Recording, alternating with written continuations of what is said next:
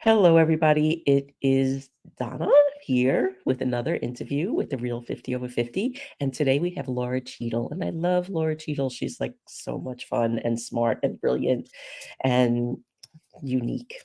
And she is an attorney, a TEDx speaker, and a life and leadership coach. She shows driven professionals how to move beyond soothing the symptoms of burnout and recognize the root cause of their bitterness, frustration, and it's often betrayal. So, Laura, I'm going to ask you the hard question right up front. How do you know if it's burnout or betrayal? That's a great question. It's an easy answer. How do you know if it's burnout or betrayal? Are the remedies for burnout working? Do you come back from a couple of days off feeling motivated and totally energized? Can you get a massage and then spend the next 2 weeks being like, I feel great, life is wonderful? Or Mhm. are they not working? Because here's really the difference. Burnout is chronic stress that has not been managed. So if you're learning new ways of managing your stress and you're feeling better, then it's burnout. But Mhm. betrayal is defined as the breaking of an expectation that you have relied on that ruptures your view of yourself and the world. And if Mhm. you have been betrayed, if you feel like your body has betrayed you in menopause, if you feel like the company that you have sold your soul to for the last 15, 20 years has just dropped you, if it's a personal betrayal and you find out your partner has been cheating on you, a massage isn't going to help. No, A weekend no, away isn't going to help. Your no. view of yourself or the world has been ruptured, and you need to go deeper and you need to resolve that betrayal. So that's how you know the difference is going to the definition and seeing if the remedies for burnout work or not. Okay, so now that leads me to sharing a story I've never publicly shared before, but I feel compelled. So when my son's father passed away, I learned that he took my 9-year-old son off of his life insurance policy.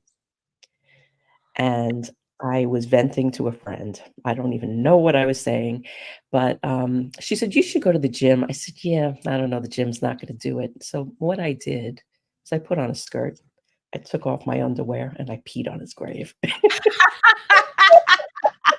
Good for you. Good for you. I felt much better after that. I bet you did. But that's the perfect example of a betrayal. It's something you were relying on and it didn't work. Yeah. And yeah, that's going to help. So feel free to bring that into your work if it helps. I love that. So what are some of the other ways that betrayal will show up? Because I think most people probably think that it's, a romantic betrayal Yeah, or absolutely. partnership betrayal. Yeah.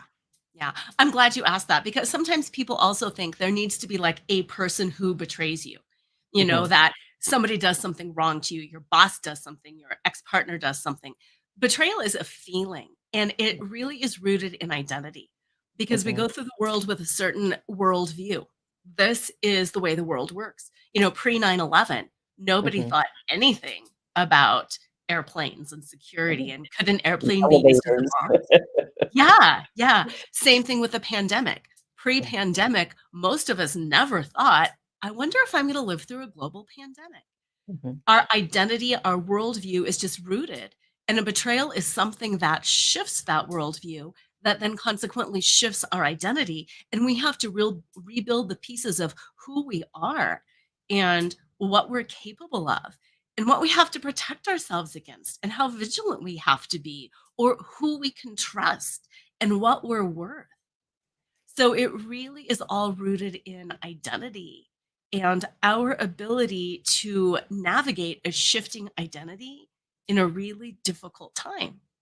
And for all of us, it can be different. Some people maybe weren't rocked at all by this pandemic. Other people were really, really impacted. It's yeah, personal. it is personal, and, like, my son was class of 2020, so he missed all of the milestones, and it didn't hit him. It didn't hit him for, like, a year and a half, and then it hit Interesting. him. Yeah. Interesting, isn't it? Mhm, yeah, it was like a delayed reaction, and, Yeah. I'm sure a lot of people had that.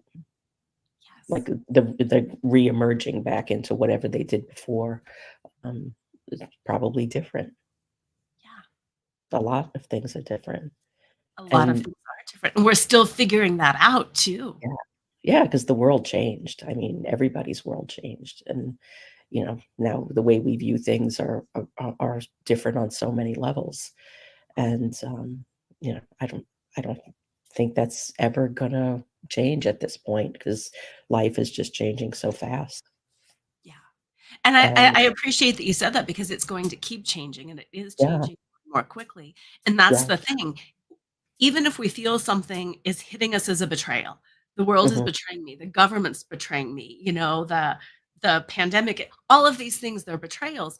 If you mhm. don't start addressing them along the way, that's what turns us into grumpy old people.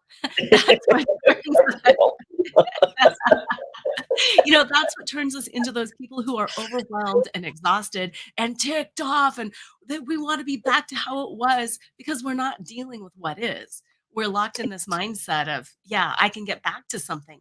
You can't get back to something, and it's going to keep changing. So, how do I Mhm, stay rooted in the present moment? And how do I continue to evolve my identity and strip off layers and evolve and then switch into something else so I can stay connected to who I am, so I can stay rooted in my truth, so I can continue to flow and do what matters, connect to mhm. loved ones, live my purpose, make a difference in this world. Maybe we shouldn't be going back to where we were.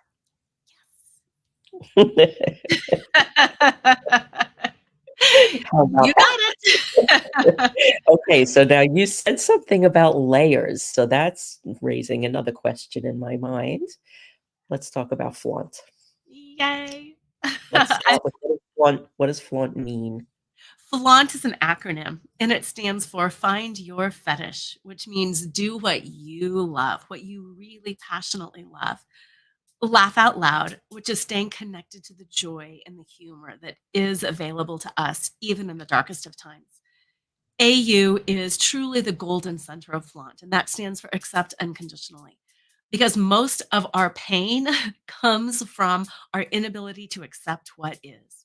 So when we can accept unconditionally what is, we find peace, we find joy, and most importantly, we find our own power. N stands for navigate the negative. And that is just that dance of moving through challenging times, dealing with what's coming up gracefully, not having to plan everything out, being able to pivot.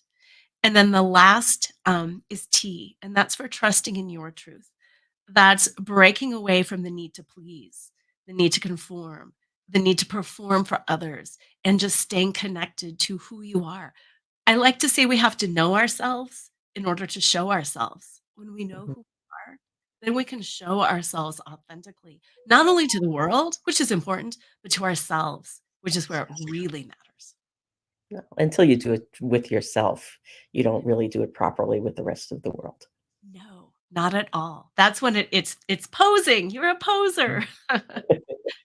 Alright, so now could we talk about how flaunt started with, a hobby of burlesque into what it's turned into? Absolutely. It's been such the journey. I love it. Yeah. I was a corporate attorney for many, many years and a mom. And I love dancing. Dancing was always my passion as a little girl. Play, dressing up and playing and dancing and all that stuff. When I turned 44, I happened upon a burlesque class and it set my soul on fire. It was about playing. It's about, the feather boas again. It's about Mm, dressing up. It's about makeup. It's about different slipping in and out of all of these different identities. And it's about owning yourself for who you are, not for who you think you should be. For those of you who have not seen burlesque, it is very female focused. It is not stripping. Stripping is more for the male gaze, and burlesque is about you. These are my stretch marks, and this is my saggy belly, and these are my mm. saggy breasts, and I can enjoy and love this body, and I can dance, and I can And shimmy, feather and I them up. exactly. And it's for me and for my joy. And yeah, burlesque really set my soul on fire. And from there, that's when I started doing the work about what are we stripping out of? What is the story in your head that you have lived with your whole life? You know, the story that you were an abused child, that your partner left you, that you're not good enough, that this was unfair. All of those stories that we carry that impact us are things we can strip out of. And when we Yeah. strip out of them, we can set ourselves free. And Mhm. that's when we find our power, our joy, our authenticity to truly be who we are. Yeah.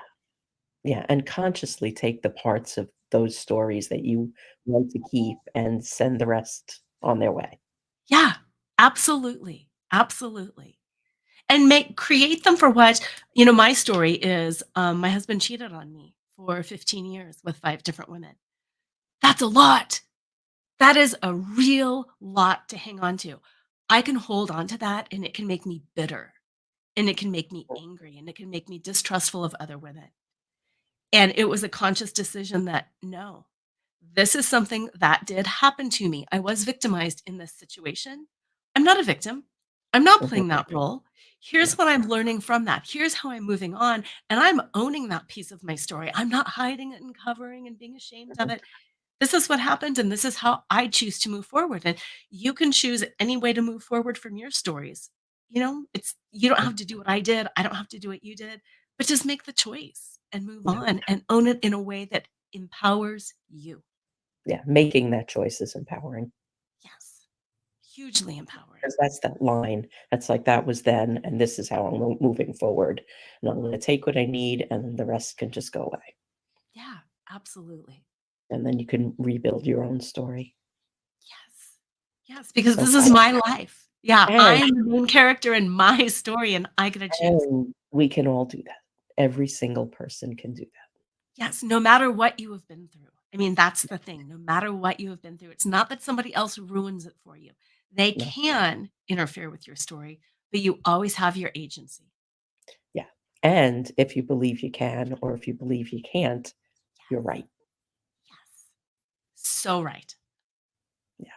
So now how did that turn into writing a book and getting a TED Talk and leaving the law behind? How did you flaunt your way out of that?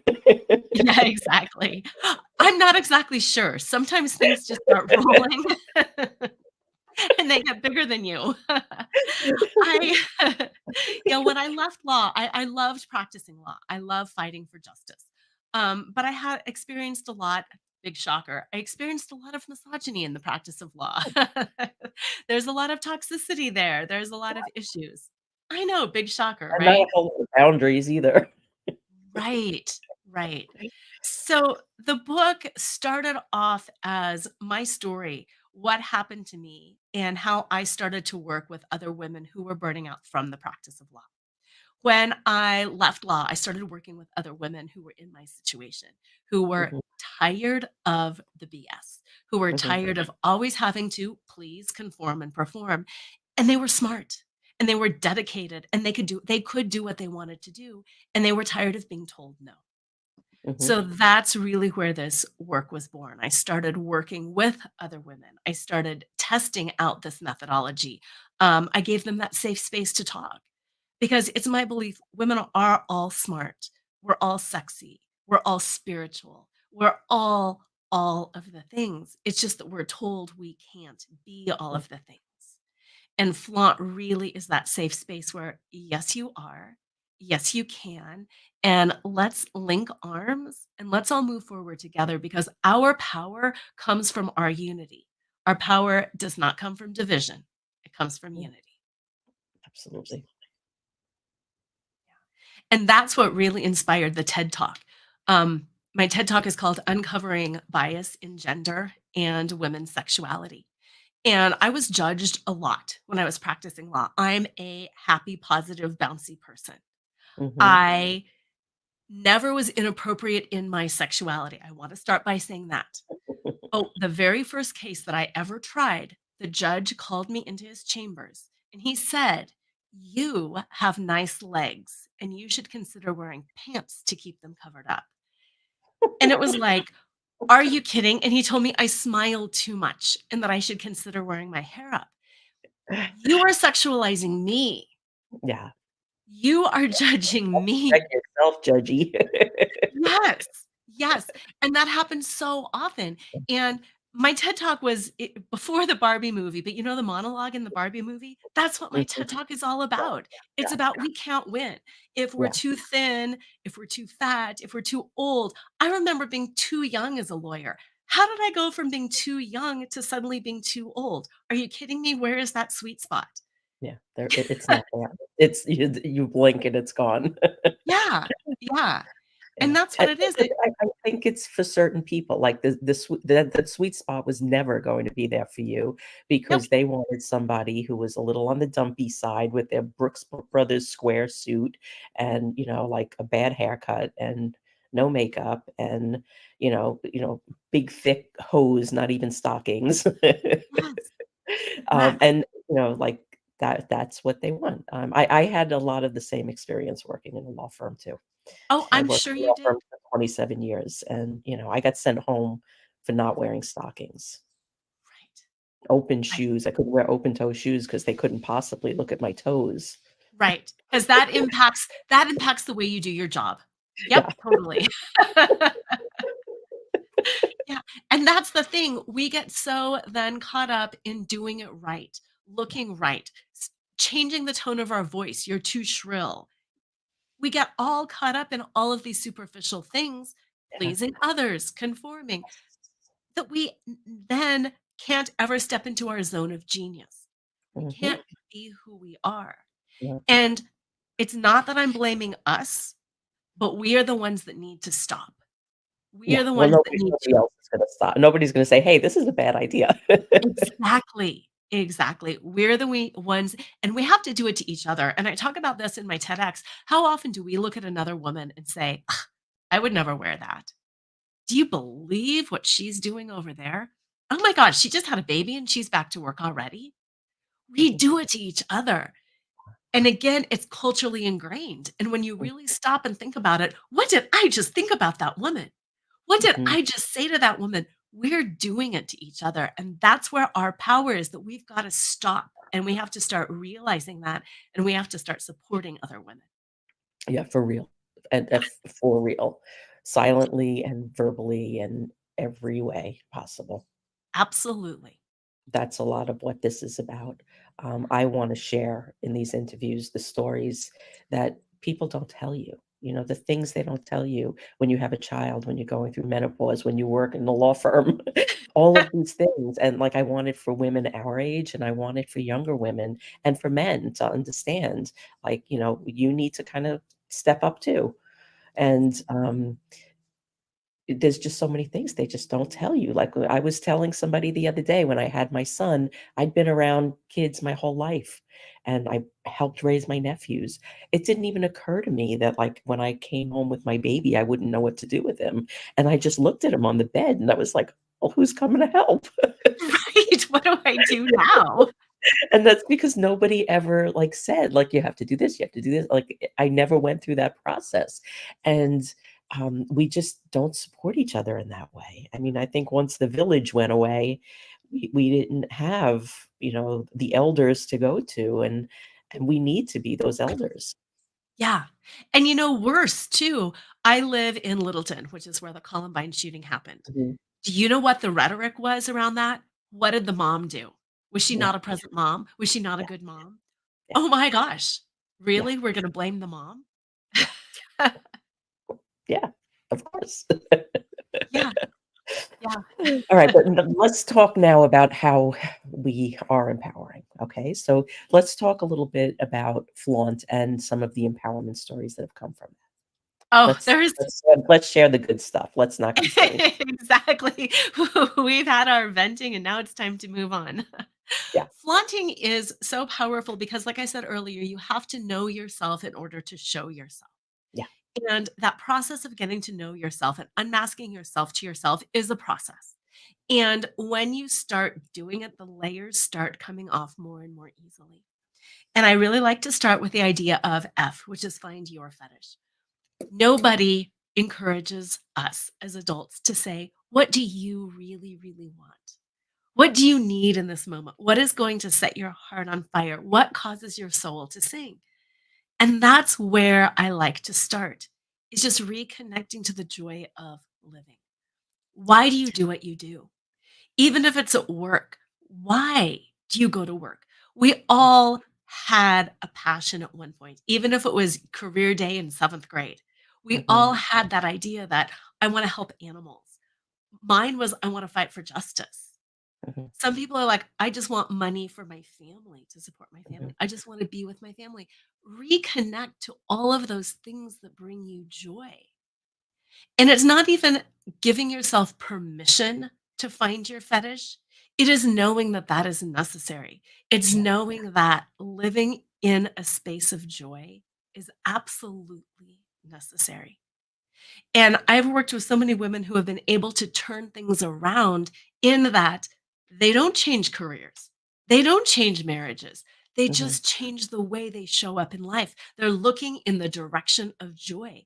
Instead of looking at what's wrong, it's looking at what's right and it's leaning into what's right. And it's more than just a gratitude list. I mean, yes, I love gratitude lists, but it's absolutely doing the things that bring you the joy.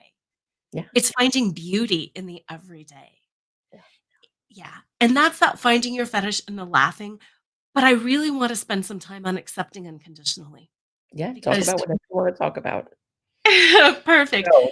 because so often the story in our head is what brings us pain. It's the way that we think about our boss, the way that we think about our ex, the way that we think about our partner who's not doing things. It's the way that we think about it that is bringing us the pain. When we accept everything, it is what it is. Mhm, Maybe you do have a toxic boss. My boss is toxic. My partner is toxic. Whatever that is, how can you be with that and mm, choose yourself in that moment? How can you be with that and still know what brings you joy? How yeah. can you be with that and still breathe and still smile and still be able to look out the window and notice something beautiful? And In Instead of taking your energy and trying to change that person. yes, because they're not going to change. No, no, and then rolls in the frustration and the bitterness, the anger because you wasted your time. Yes, But when you do it to yourself, it's not a waste of time. exactly. Exactly. It's beautiful. Yeah. And And now it's how do you fun. that's exactly what I was saying. How do you make this fun? Tell us how you make this fun, because I know you Yeah, do. it is. It's really fun. Here's the thing. So much of life can be a chore or a game. And I have got one client that I've been working with for a while, and she keeps checklists. She loves checklists. And she literally keeps checklists of all the fun things she has done in a day. And it's That's just a great. nice way instead of her to-do list, it is her to-be list. And she has fun with it. She'll be like, "I was sitting on the subway and I just had this beautiful moment where I was just looking at the humanity around me and I Mhm, was connected to look at all this humanity and here we all are." mhm. And it's just a flash, it's just a moment. But she's like, "I noticed that." Yeah, and if she didn't write that down, she probably would have forgot by the time she got off the train. Exactly, Yeah. exactly. And then at lunchtime, she was walking to get lunch, and she's like, "The clouds parted and the sun started coming out, and I just took a breath of fresh air, and I noticed the sounds around me." It's not that they were beautiful birds and waterfalls, they're city sounds, but Mhm, she noticed it, and she noticed the sun, and she's like, "I just heard my feet on the sidewalk. I heard the noises around me, and I just took a moment, and I wrote it down." And then it becomes this game. What are you noticing? What are mhm, you noticing in your body? Sometimes for me, I will notice a breath and I'll just notice that breath go down to my belly mhm, and I'll notice it and I'll be like, yeah, breath. It is a game. And can you find, and I challenge everybody watching this, I challenge you to find 5 things a day that are just mhm, moments. They don't have to be Disneyland. Just notice 5 moments a day where you're in complete presence. Notice 5 moments a day where you can feel your heart. Put your hand on your heart. Just mhm, feel that swirling. Feel a sense of love. You can do it before you go into a meeting. You can do it before you see your kids. Just notice it. it's not hard. It's just the practice and the discipline 5 times a day. Just notice. Yeah, it makes an impact, and we have, Yasmin commenting in, he has an entire movement building around joy. Oh, I love that. Because there is so much joy. It's just that we don't. Okay, here's something. We hear that we don't receive things. We don't receive well. Okay, we don't allow ourselves to receive joy. I like to take that one step further. We don't take joy. Joy is there for the taking if we take it.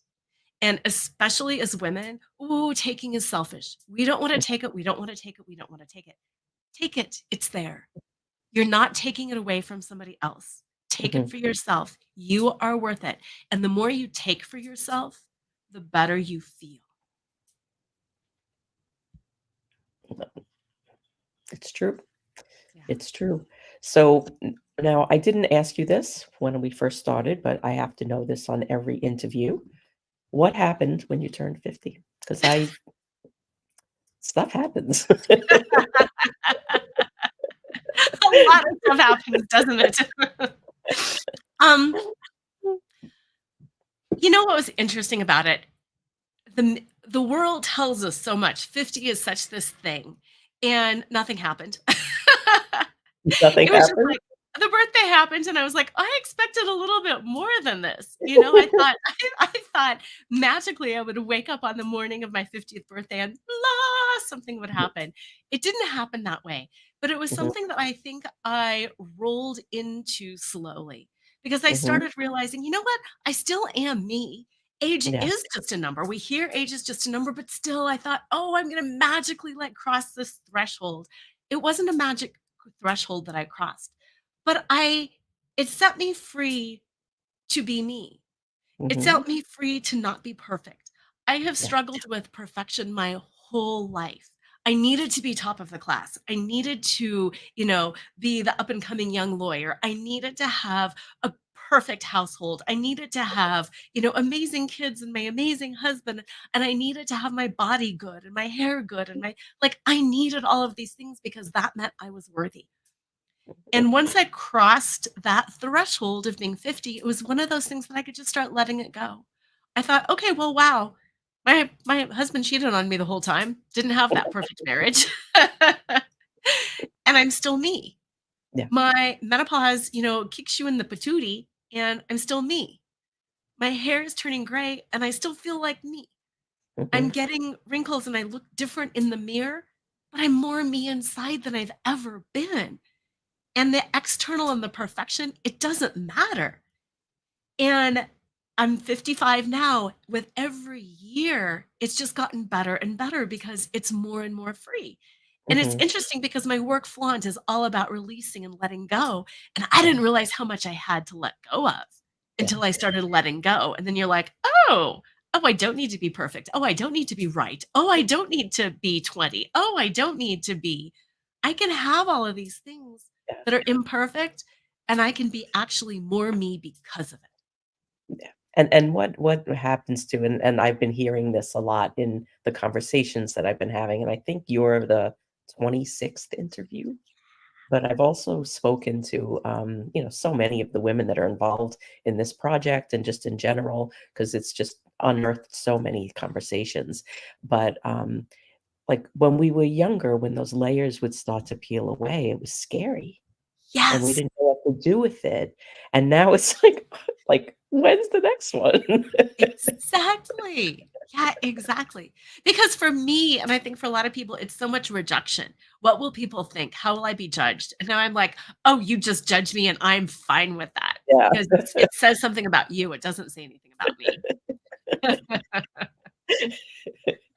Yeah, I mean, it's just been it's been so amazing having these conversations. I was having a day where, I was, like, redesigning my business again and all of these things changing and, like, let's upheave everything, and I started, like, to really get down on myself, and I was like, "Donna, when are you gonna stop doing this? You're 59 years old." And then I had a conversation with someone who was 75 that was doing the same thing and from such Oh, a place of absolute joy. And I got off with her and I was like, "Okay, now you need to shut up and just do what you gotta do." yeah. Yeah. I love that. I really love that. My whole big, like, wisdom thing around that I absolutely love is I have gotten so caught up in destinations, knowing the Mhm. destination, making this amount of money, building a business this way, doing and now after 50, the shift has been it's about the journey, it's not about the destination. And Totally. boy, I still get stuck in that. You know, we just got back from a trip and there were some really frustrating moments in international travel. It's Mhm, frustrating. Travel is mhm. hard.